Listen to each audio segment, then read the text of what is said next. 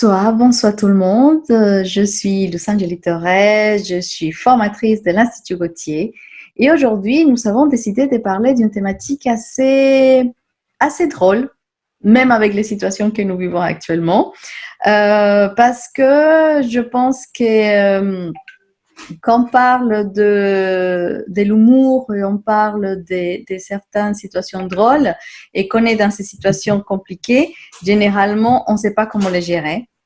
Et l'invité d'aujourd'hui, c'est quelqu'un que j'ai rencontré.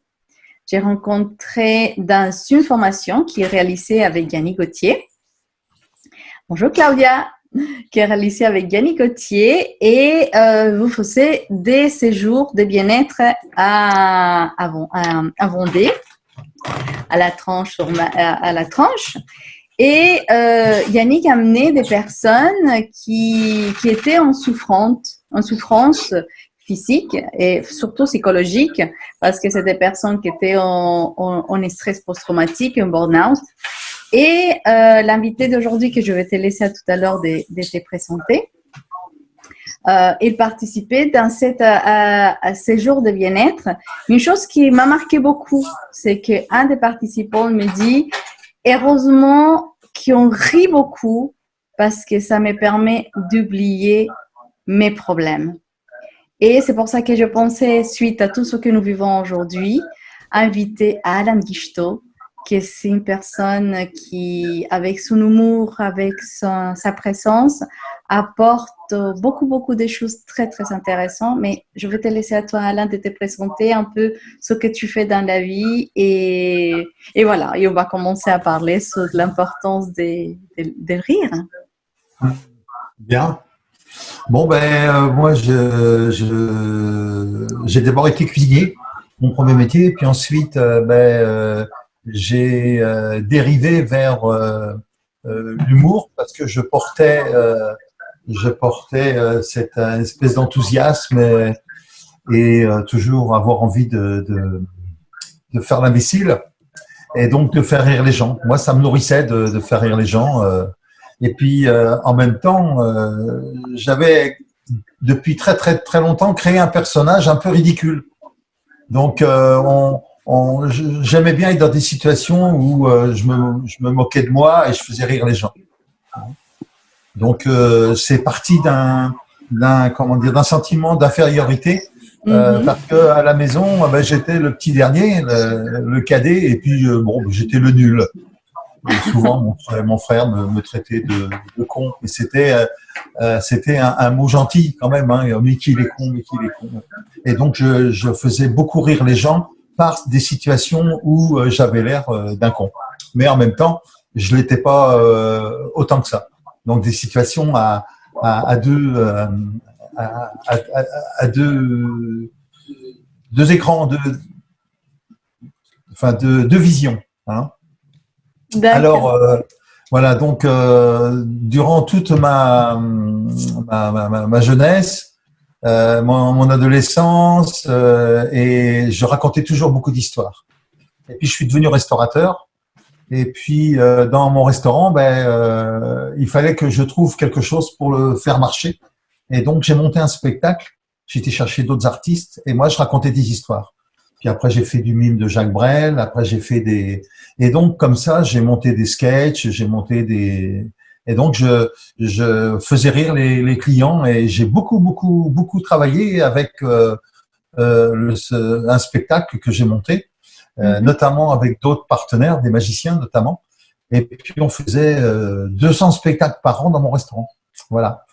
Et puis, à suivre, je suis devenu, dans mon cheminement personnel, je suis devenu thérapeute de la NDC, où là, j'ai rencontré Yannick.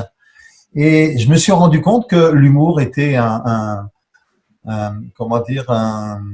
langage qui pouvait permettre aux gens de se relâcher, de se détendre et de vivre des situations difficiles de façon agréable. De déconnecter, voilà. Donc c'est comme ça que j'utilise beaucoup encore dans mes ateliers de l'humour pour déclencher le plaisir des gens et de pouvoir travailler là-dessus. Hmm. Donc, tu Voilà. es comédien, tu es Donc, je humoriste suis dans la comédie, ouais, effectivement, et thérapeute en et même temps. thérapeute en même temps. Ouais, ouais. Alors, pour toi, j'aimerais bien te demander, même que tu l'as décrit dans quelques mots que tu viens de dire, mais en réalité, qu'est-ce que c'est le rire? Qu'est-ce que c'est l'humour pour toi? Alors, l'humour, c'est un déclencheur d'émotions. C'est-à-dire que quand on fait de l'humour, soit on le fait avec ce qu'on porte, hein, eh bien, on déclenche chez l'autre une émotion. Alors, elle peut être bonne, mais elle peut être aussi mauvaise. Ça dépend ce que l'autre porte. Et ça D'accord. dépend quel humour est utilisé. Et d'humour, il y en a toutes sortes. Hein. Il y a l'humour noir, il y a le burlesque, il y a toutes sortes d'humour. Et puis, il y a aussi comment dire, des espaces différents, comme par exemple l'humour sur la nationalité des gens. On raconte des histoires belges, des histoires juives, des histoires suisses aussi. Hein. Donc il y a tout un tas, d'éléments qui peuvent. C'est une salade composée. L'humour, le sketch, c'est la blague, la vanne, c'est des Mhm. salades composées. Donc ça porte tout un tas de messages qui sont envoyés à l'autre et qui peuvent être réceptionnés, les faire rire, mais quelquefois c'est inconscient. Le rire, c'est inconscient, il est déclenché de façon où on ne sait pas ce que ça déclenche chez nous à l'intérieur. Ouais. Mhm. Mhm. Donc ça peut être bien, mais ça peut être aussi mal. Ça peut être Mhm. difficile parce que ça peut toucher aussi des souffrances. Mhm. Donc c'est ça. L'humour de base, pour moi, c'est un déclencheur d'émotions. D'émotion. Là, Ouais. actuellement, nous vivons une situation très particulière dans laquelle que ça devient mondial. Bonsoir Isabelle pour participer. Et on vit une situation très particulière actuellement. Et je ne peux pas te dire des mensonges. Aujourd'hui, je sais qu'on parlait de l'humour. Pour certaines personnes, dit mais comment on va parler de l'humour aujourd'hui qui nous sont dans des situations catastrophiques et terribles.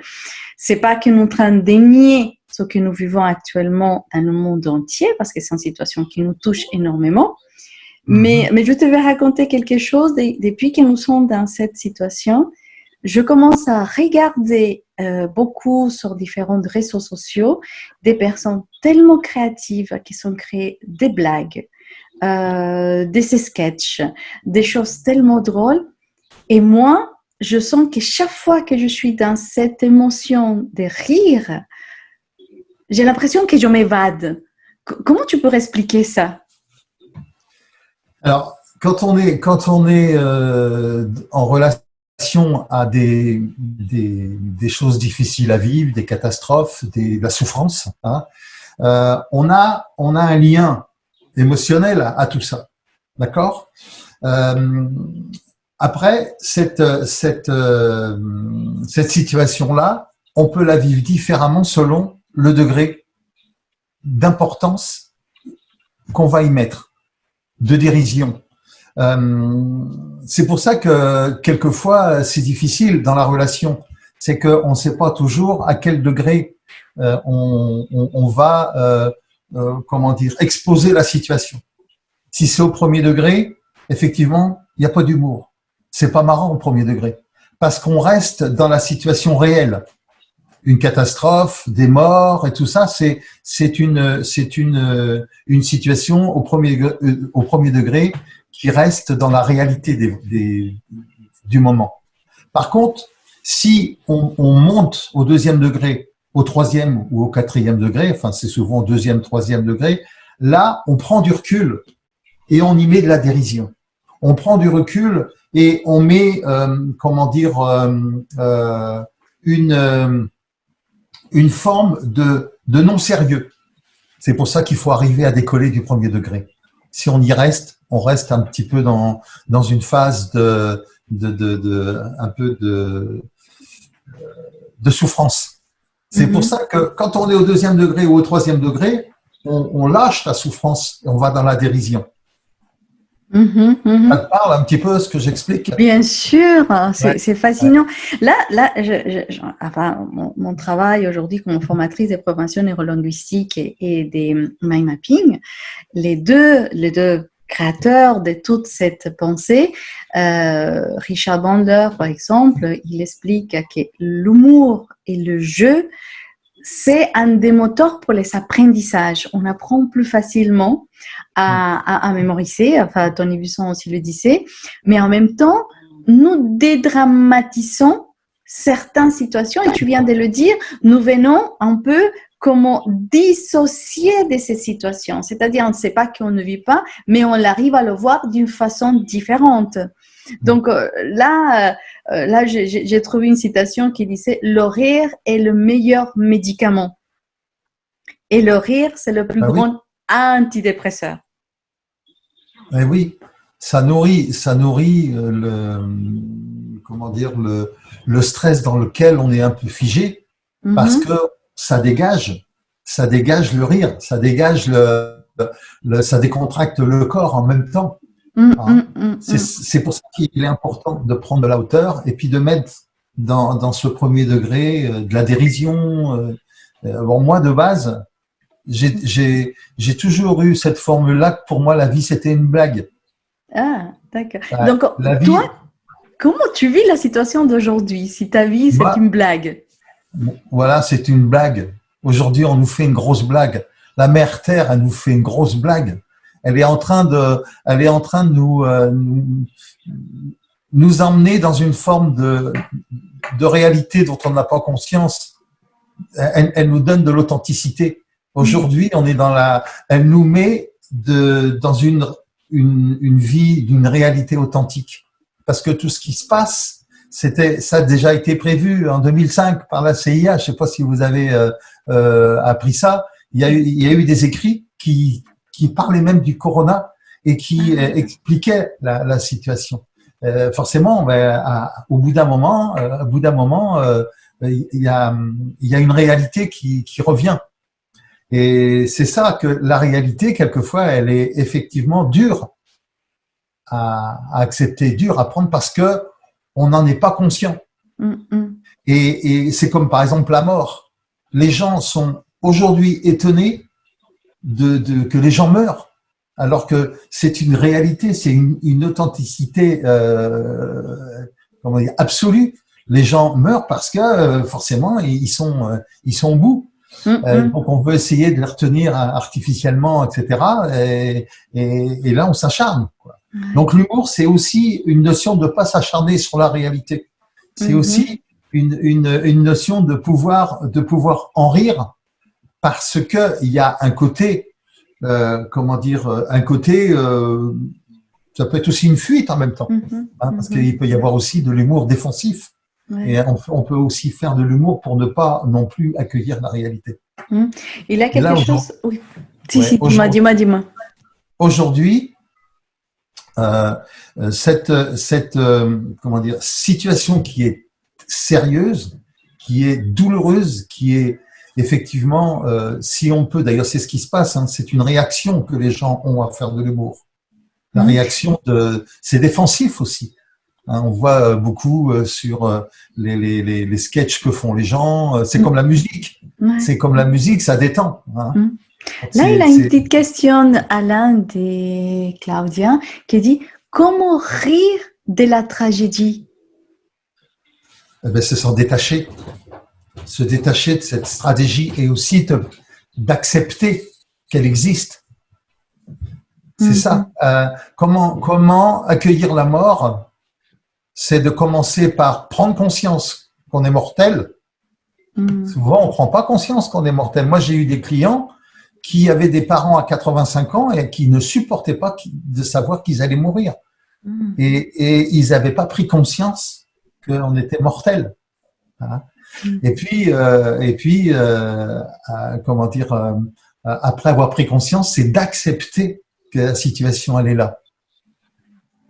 Et Là, ensuite, ouais. de pouvoir se responsabiliser. Mm. C'est-à-dire, nous, quelle est notre responsabilité par rapport à cette situation? Et puis après, de pouvoir l'exprimer Et là, on l'exprime soit par de la musique, soit par de l'humour, ou soit juste par du texte, juste à en parler. Mhm. J'avais lu dans un article qui disait que l'humour est associé au fait de ne pas avoir peur des pensées. Et c'est un peu ce que tu viens de dire, c'est comment s'évader ou le rire, ou le même sourire nous amène à découvrir un autre état, une autre situation, un autre habitat sur soi-même et sur ce qu'il y a autour de nous. Oui, ça peut nous aider justement à comment dire, accueillir tout ce processus de prise de conscience, d'acceptation et de responsabilité. Mais c'est sous la forme de l'humour. Donc, chacun choisit sa propre forme. Il y en a, ça déclenche chez eux de la colère. Il y en a, ça déclenche d'autres, ça déclenche la peur. Mais il y en a, c'est de l'humour. Il y en a, ils ont envie d'en rire. Mais en fait, au fond, c'est peut-être aussi parce que ils ont d'autres émotions qu'ils n'arrivent pas à exprimer, à libérer. Bon, c'est un outil, l'humour. Ouais, ça c'est vrai que quand on rit, enfin, quand on rit, mais c'est rire, même qu'il soit simple ou même qu'il soit momentané, enfin, je sais pas comment dire, tu te sens comme allégé, comme si tu as enlevé une partie comme si tu réduisais dans quelque part tout le stress, toute l'adrénaline qu'on a dans ce quotidien de la peur, de l'angoisse et tout ça, et que finalement, on sécrète des endorphines, enfin, les hormones de bonheur, et on se sent, waouh, comme si finalement, toutes les charges que nous portons, ils sont plus là. Je ne sais pas comment on pourrait décrire ça. Mais comme le rire est quelque chose qui provoque une émotion, et une émotion provoque aussi des conséquences corporelles. Quand on dit mourir de rire, ça veut dire que on a une réaction au rire. Donc c'est cette émotion-là qui provoque un relâchement du corps. C'est pour ça qu'il y a un bien-être derrière. Il y a une question? Oui, là, je suis en train de voir la question. Pourrez-vous nous donner… pourquoi je n'arrive pas à voir la question entière? Ah, là, c'est bon. Alors, pourrez-vous nous donner un exemple d'un exercice à faire pour être de meilleur humeur ces jours-ci? Alors, vous avez le yoga du rire. Ah, comment c'est le yoga du rire? Il faut aller voir sur Internet, il y a certainement des propositions. Moi, j'ai un de mes neveux qui est thérapeute, qui est retourné d'ailleurs au Canada, et qui fait du yoga du rire. Et là, il parle de la notion corporelle et de la notion émotionnelle, voire de la dimension spirituelle en même temps, et puis la notion rationnelle. Et du coup, il s'installe et il travaille. On peut travailler le corps pour rire. Rire, se forcer à rire. Et en fait, il y a un moment donné, on prend du plaisir à rire parce que on travaille le corps. C'est comme on prend du plaisir à marcher parce qu'on marche. Voilà. Donc il y a ça, c'est une chose. Ensuite, effectivement, il y a essayer d'aller voir ses humoristes préférés pour pouvoir déclencher ses rires. Et puis en même temps, aussi de pouvoir travailler sur sa façon de voir les choses. Parce que, regardez, quand on regarde les séries sur Internet, les gens qui se cassent la figure, ça fait rigoler. Mais oui, il y en a qui rigolent pas, c'est sûr. Mais c'est aussi s'approprier, s'autoriser à rire des choses dont beaucoup de gens ne rigolent pas. C'est aussi s'approprier, s'autoriser à exister dans son besoin de rire. Vous savez, souvent, on a des fous rires. Moi, j'ai fait la prestation, je sais pas si… oui, tu le connais, c'est les serveurs fous. Moi, je connais, mais je ne connais pas. Donc, on saura bien que tu le racontes. Tu peux voir les films sur Internet, les serveurs fous, Alain Guichetot.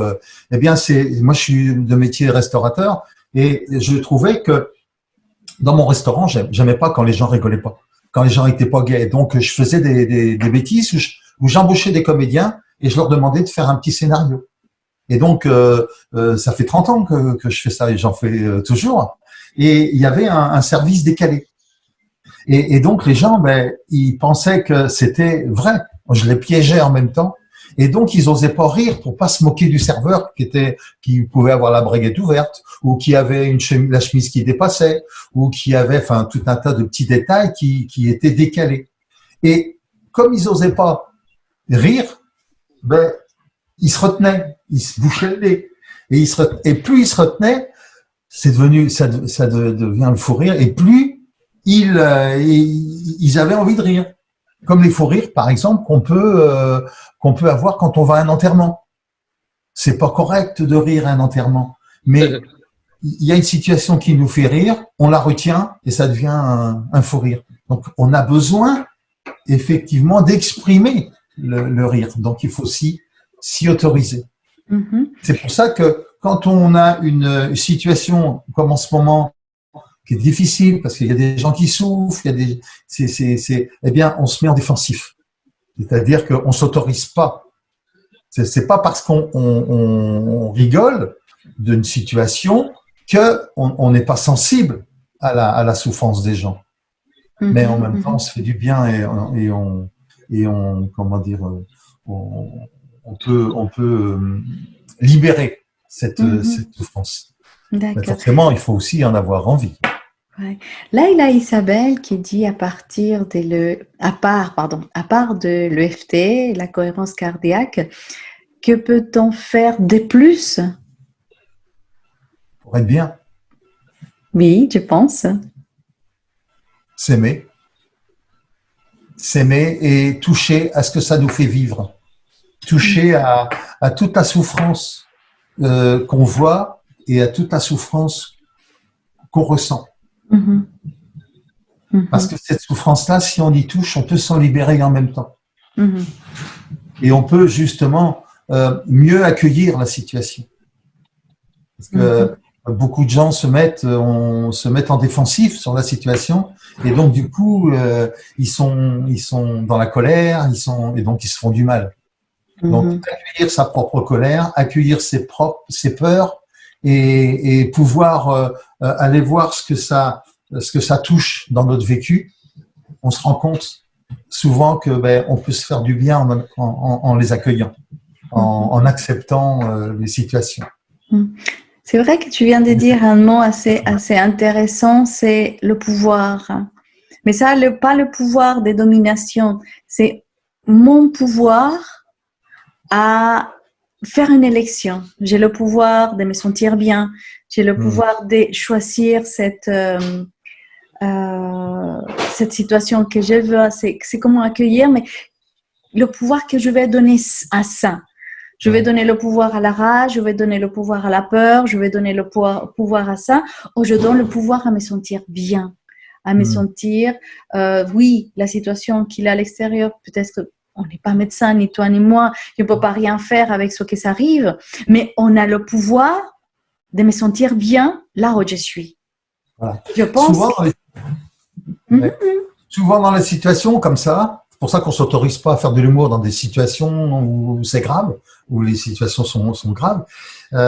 On prend en charge la souffrance de l'autre, mais on peut rien pour l'autre. On peut rien à ce moment-là. Je parle dans la dimension émotionnelle. On peut rien pour l'autre, à part l'aider rationnellement. Hein. Il faut arriver à dissocier la souffrance de l'autre et notre propre souffrance. Hein. Ce qui fait qu'on souffre pas pour rien.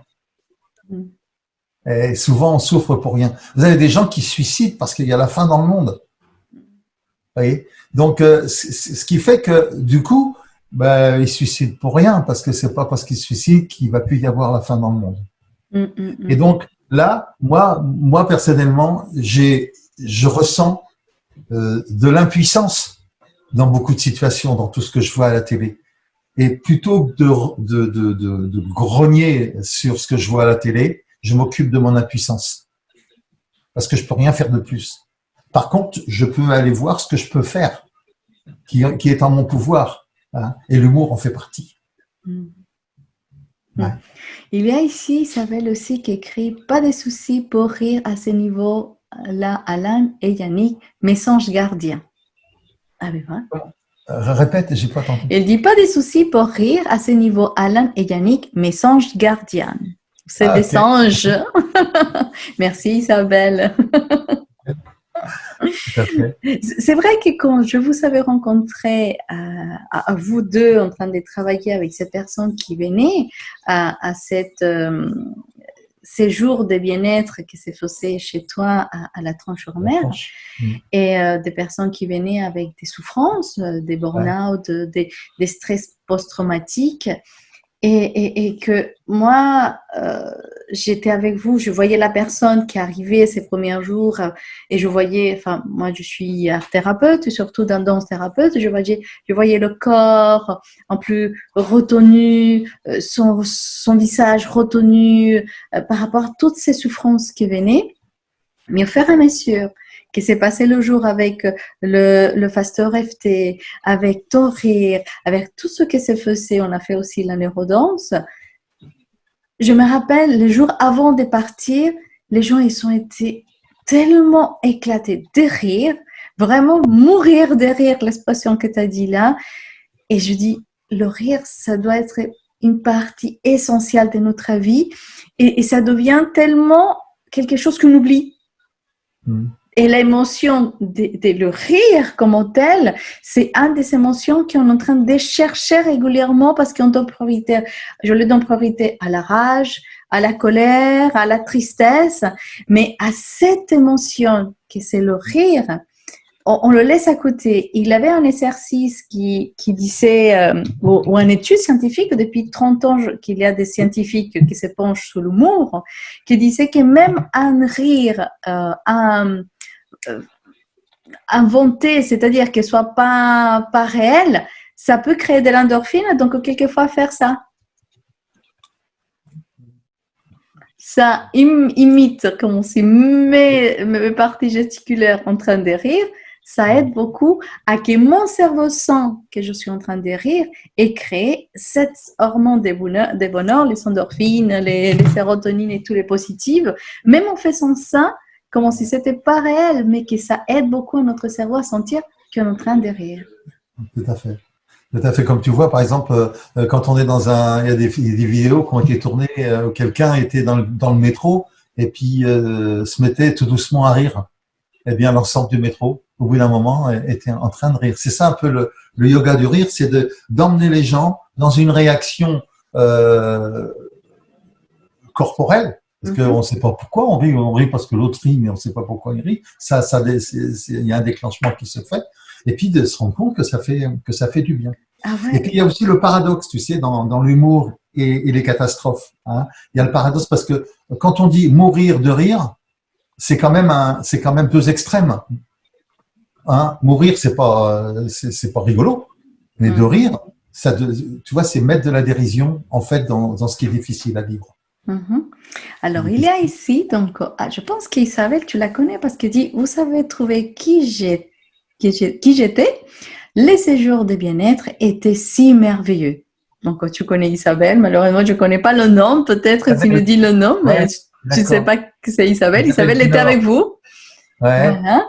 Et il y a ici Claudia qui me dit, on est conditionné depuis toujours à retenir les émotions pour être bien en société, pour être accepté. Que penses-tu? Alors, recommence le début. J'ai pas entendu le début de la phrase. On est conditionné depuis toujours à retenir les émotions. Oui. Peut-être bien en société pour être accepté. Que penses-tu? Alors, c'est le cœur de mon travail actuellement, hein, dans mes ateliers sur l'humour. Ouais. C'est en fait, on le fait trop souvent pour les autres que pour soi. En fait, la retenue, c'est de ne pas s'occuper de soi, justement. Hein, redis-moi le début de la phrase. Alors, on est conditionné depuis toujours à retenir les émotions peut être très bien en société, pour être bien en société Voilà. et pour être accepté. Voilà. C'est le conditionnement, c'est-à-dire c'est le surmoi, c'est l'éducation, c'est la façon, la religion. Hein, c'est tout ça. On a construit notre état psychologique depuis notre enfance, même dans le ventre de notre maman déjà. Hein. On a construit cet état. Et en fait, on a construit cet état psychologique en défensif.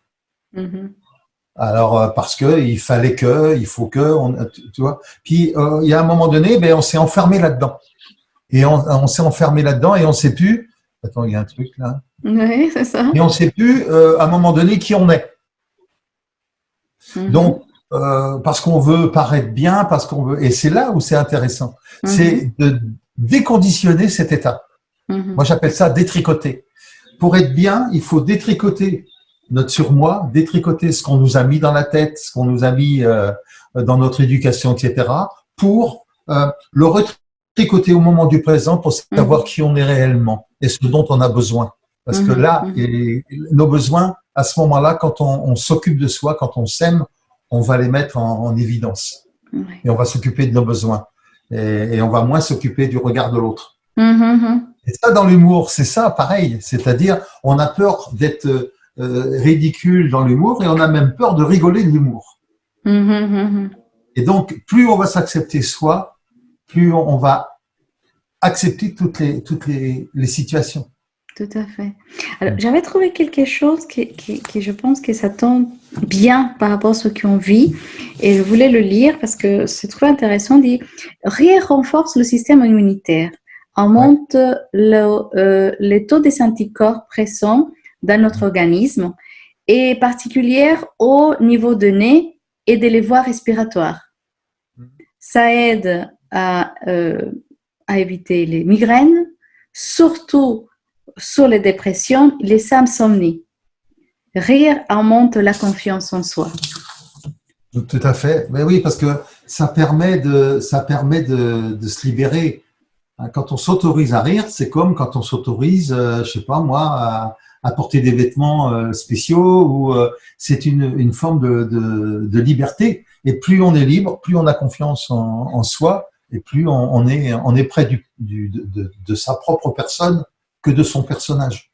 Le personnage, c'est un petit peu pour se cacher derrière, quoi. Ah ouais. Il a une question, il dit que s'autoriser, comment le faire? Comment faire? Pour s'autoriser à se rire. Pour s'autoriser ben, c'est ça, c'est en fait se relâcher déjà. Quand tu parlais du stress, plus on va se relâcher, plus on va déstresser. Alors, quelqu'un a parlé de l'EFT, il y a aussi la méditation, la relaxation, il y a tout un tas d'outils qui nous permettent. Et plus on va aller vers soi, vers ses besoins. Et c'est un petit peu, comment dire, comme l'art-thérapie dans la danse, c'est pareil. S'autoriser à faire de l'humour, c'est aussi s'autoriser à bouger et à danser. Et aussi s'autoriser à développer son côté artistique dans la musique, dans l'écriture. Hein. Tout ça, c'est s'occuper de soi. Et donc, dans l'humour, eh bien, moi, dans ma famille, et je crois qu'Yannick l'a vécu, nous, on est toujours branchés, blague à deux balles. Tout le temps, tout le temps. Ça, c'est vrai. Mes enfants, mes petits-enfants ont cette éducation en même temps. Quand je les prends, moi, l'été en vacances, eh bien, ils doivent me raconter une histoire drôle à chaque repas. Ah, d'accord. Ouais. Et très souvent, je vois, moi, ah ben non, je vais être ridicule. Je vais pas me. Et puis, ben c'est pas grave. Vas-y, raconte ton histoire. Et petit à petit, je voyais que mes petits enfants prenaient plus d'assurance et comprenaient les doubles sens, comprenaient. C'est toute une éducation. Hein. Et déclencher le rire, c'est aussi comment dire, c'est aussi se ressentir à soi, s'autoriser à balancer des vannes, quoi. Et puis aussi apprendre des comment on appelle ça, des vides. Ouais. Et quand tu as une vanne qui tombe à plat et puis tu prends un bide, bon, ben, c'est aussi s'autoriser. Ça, Mhm. Ça, donc, tu me donnes l'idée aux personnes qui nous accompagnent aujourd'hui de nous envoyer une histoire ou une blague. ouais. Voilà, c'est un petit challenge que je vous propose de nous envoyer une blague parce que Alors, c'est très joli ce que tu viens de dire. Là, il a la méditation, le Fasto FT, il a tout ça.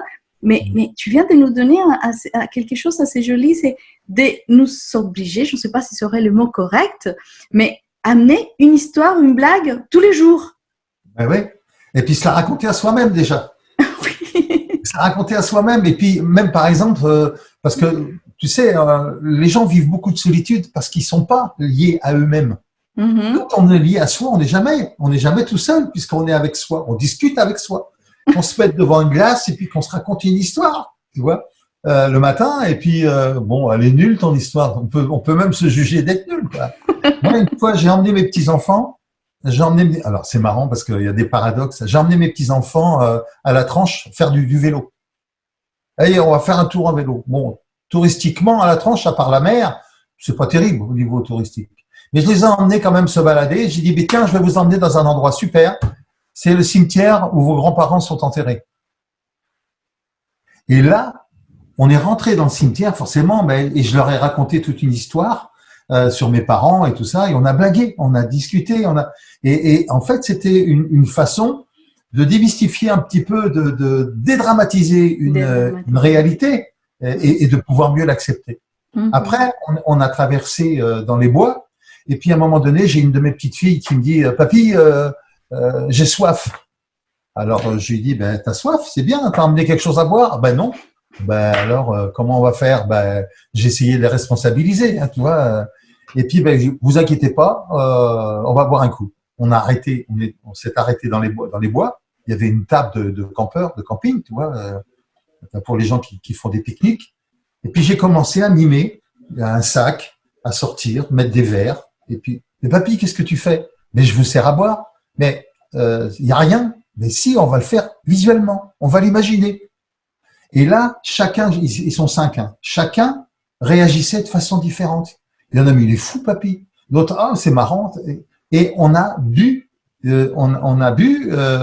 comment dire, de façon virtuelle. Mais ils ont tous accroché de façon. Et je leur dis, on peut se nourrir virtuellement. Et j'ai l'aîné, Enzo, il dit, mais papy, c'est pas possible. J'ai dit, écoute, tu vas voir, je vais faire un truc et tu vas me dire ce que ça te fait vivre. Et là, j'ai mimé, mais tu vois, ça c'est un citron. Je coupe le citron et je te fais un citron pressé. Et je lui ai demandé, qu'est-ce que tu as ressenti? Ben oui, j'ai eu envie de boire parce que ça m'a réveillé les papilles. Mais tu vois, même visuellement, tu peux. Donc forcément, ça, il y avait aussi de l'humour. Mais en même temps, ça leur apprend qu'il y a un espace qu'on peut s'approprier et que les autres s'approprient parce qu'on a toujours envie de faire ce que les autres font. Mais on est capable de le faire si on s'autorise. Il faut penser que le cerveau, il fait pas la différence entre la réalité et l'imaginaire. Exactement. Et cette partie d'imaginaire, on peut effectivement, comme tu viens de dire, il y a de la place. Il a l'espace profond, on peut faire énormément de choses, l'occuper avec des choses jolies, de remplir avec des choses. Et là, il y a une personne qui nous dit, ne plus avoir peur du ridicule. Vous venez de montrer que c'est possible. Et ça apprend. Merci. Ouais, tout à fait. Avoir peur du ridicule, d'abord, c'est une peur, donc c'est virtuel. Tant que c'est pas arrivé, c'est virtuel. On a peur de mourir. Tant qu'on n'est pas mort, c'est la réalité. Tant qu'on n'est pas mort, la peur, elle est virtuelle. D'accord? Et la peur du ridicule, c'est de pouvoir prendre conscience qu'on peut être ridicule, de l'accepter d'être ridicule. Ça devient une force. Moi, vous voyez, par exemple, je suis devenu humoriste. Parce qu'entre le métier de cuisinier et le métier de thérapeute, j'ai fait le métier d'humoriste, que je fais toujours d'ailleurs, par des moments, parce que j'aime ça. Et ça m'est venu donc en relation avec mon père, mon frère, parce que j'étais très mauvais en bricolage. Et je sentais que je faisais rire les gens avec ça. Et un jour, dans mon métier de cuisinier, mon frère m'a envoyé dans une pièce au fond de la cuisine pour aller chercher des saladiers en verre. Va chercher des saladiers. J'y suis allé m'entraîner dans la pâte. Puis en revenant, il m'engueule, ouais, mais t'as pas été assez vite, c'est pas la peine, laisse tomber. Et moi, j'avais les saladiers dans les mains. Et donc, j'ai ouvert les mains, puis j'ai laissé tomber les saladiers qui ont explosé par terre. Et là, il me dit, mais ça va pas la tête, t'es fou, je suis désolé, Michel, tu m'as dit laisser tomber. Moi, j'ai obéi. Et je voyais que tous les autres serveurs et les autres cuisiniers, mais ils rigolaient, ils en pouvaient plus. Parce qu'ils voyaient en même temps, le visage de mon frère, qui était le chef cuisinier, mais se transformer, quoi. Et puis se retenir de rire. Tu vois, c'est ça qui était, alors forcément, on prend un risque. On prend un risque d'être ridicule. On prend le risque de se faire engueuler, ou on prend le risque de pas plaire à l'autre. Et c'est ça, c'est vivre, oser, c'est vivre. Oh, c'est très joli. C'est exister. Ouais. Oser de vivre, oser de rire, même dans des situations difficiles, même dans des situations qu'on ne comprend pas quelquefois, même en situations qui ça sort de nous-mêmes en fait, mais oser à vivre, c'est quelque chose que nous avons, et je disais tout à l'heure, avoir le pouvoir. Et ça, c'est un pouvoir. Oser de faire quelque chose de différent et que c'est possible de le faire. Sauf s'il n'y a pas d'autres remarques, questions des personnes qui nous sont accompagnées aujourd'hui. On va de petit à petit arriver à cette fin. Parce que, merci Alan. À part de cette phrase merveilleuse de oser vivre, tu peux nous raconter une blague? Ah là, comme ça. Ouais, comme ça. Oh mon Dieu. Tu n'as pas peur du ridicule quand même. Non, pas peur du ridicule, mais bon, faut que ça me vienne comme ça. Comment je pourrais te raconter une blague comme ça, bizarre, ouais. Je sais pas. Je sais pas. Tiens, ouais, juste une petite blague. Tu vois ma main? Alors parce que ça c'est. Alors attends, tu vois là? Est-ce que tu sais ce que c'est ça? Non. Non, tu vois pas? Non. Bon, ça fait rien, je vais les remettre. C'est ça. Moi, des fois, je fais des blagues, par exemple, qui est souvent du non-sens. Tu vois, ou alors des blagues qui sont un petit peu bébêtes. Tu vois, par exemple, mais tu vois, cet après-midi, ben non, pas cet après-midi, puisqu'on est. C'est pas grave, cet après-midi. On est confiné. Bon, un autre jour, j'étais dans ma voiture et puis j'arrive à un feu rouge. Oh, et je vois une belle voiture et puis une belle femme dedans. Oh, alors je la regarde comme ça et puis elle baisse sa vitre, tu vois. Et puis elle me regarde et moi je baisse ma vitre aussi et puis je la regarde. Puis là elle me dit ah vous aussi vous avez pété.